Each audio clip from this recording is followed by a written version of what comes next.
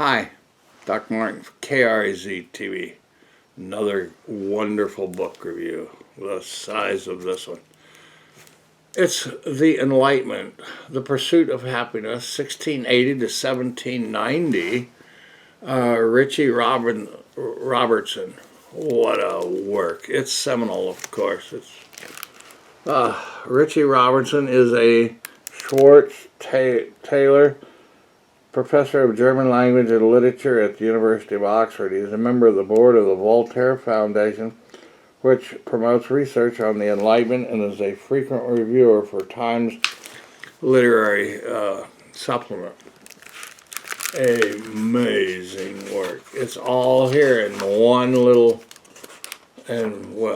big work. A third of this book, almost, is bibliography and the rear of it. It is who makes this book? Press. I guess it's HarperCollins Publishers. Wow. A magisterial history that recasts the Enlightenment as a period not solely consumed with rationale and reason, but also driven by the pursuit of practical means to achieve greater human happiness.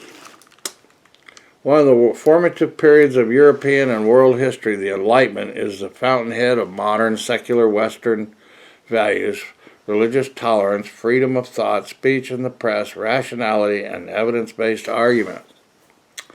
Yet, why more than 300 years after it began, the Enlightenment is still profoundly misunderstood as the expression of soulless calculations. In a way, it kind of seems that way, huh?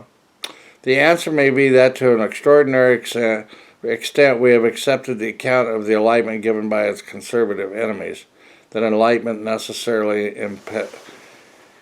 implied hostility to religion or support for an unfettered free market, or that this was the best of all possible world. Ritchie Robertson goes back to the long 18th century, from approximately 1680 to 1790, to reveal why this much debated period was what was really about. Returning to the era's original text, Robertson shows the Enlightenment aimed to increase human happiness in this world rather than the next by promoting scientific inquiry and reasoned argument.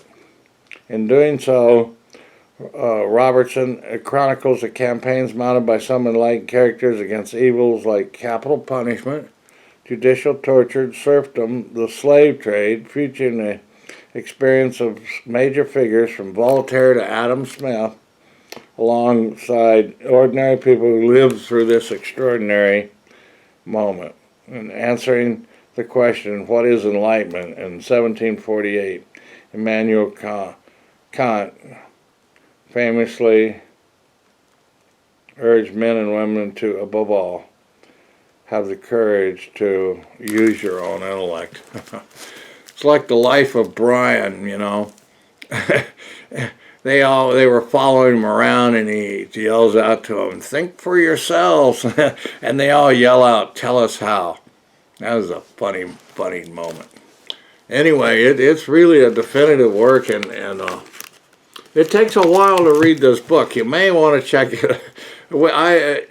I'll have to check it out. I'm not really done actually reading this, but I've perused through it quite a bit. But it's got everybody in it from the period of time, you know. I've done book reviews with Diderot, one of the great ones. So he's in here, and Voltaire and Rousseau and Kant and Locke and all of that. So it's all in one spot, so you don't have to read each of the books. Let's see. I'll just go through a little bit of it here. Happiness, Reason, and Passion, The Scientific Revolution, Toleration, Goethe, Religious Enlightenment, Unbelief and Speculation, Science and Sensibility, Classifying Humanity, Sociability, Practical Enlightenment, Aesthetics,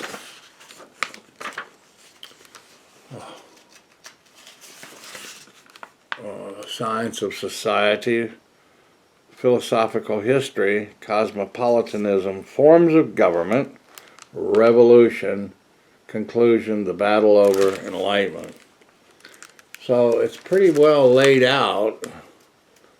It's got a list of illustrations from John Locke, Cooper, Isaac Newton, Spratt, Pierre Bayle, Leibniz, Immanuel Kant, Spinoza, Voltaire, David Hume, Denis Diderot, Samuel Richardson, Jean-Jacques Rousseau.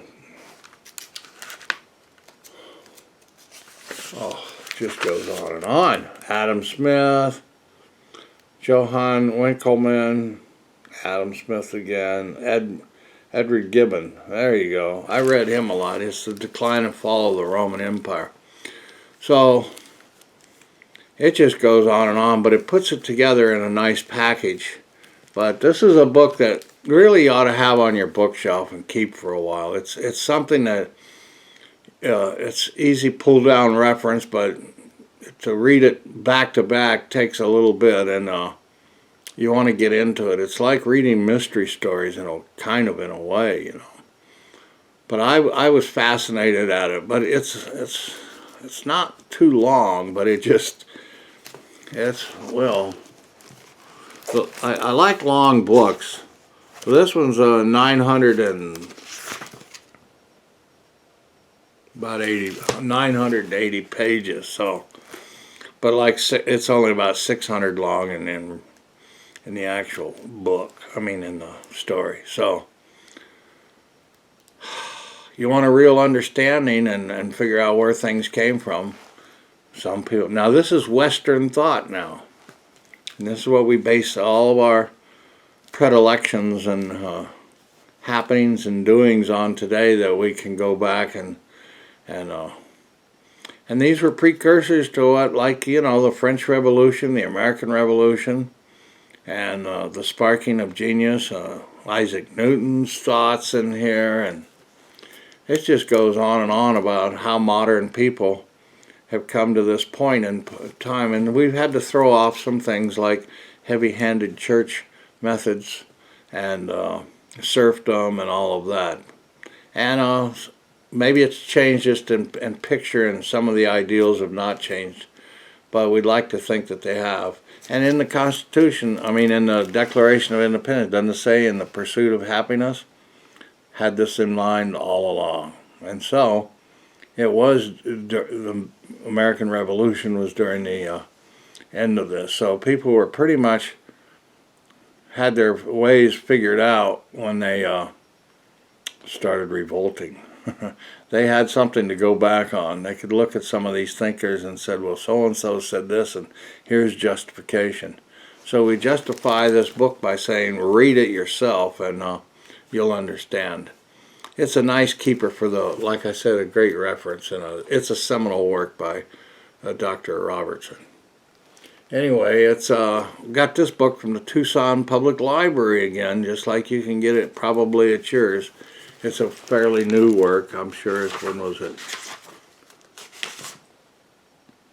2021, so it's only last year. Today is to penultimate day of the year of 2022. So we'll see you next year, and keep watching KRZ TV. Thanks and goodbye from the Zero Channel.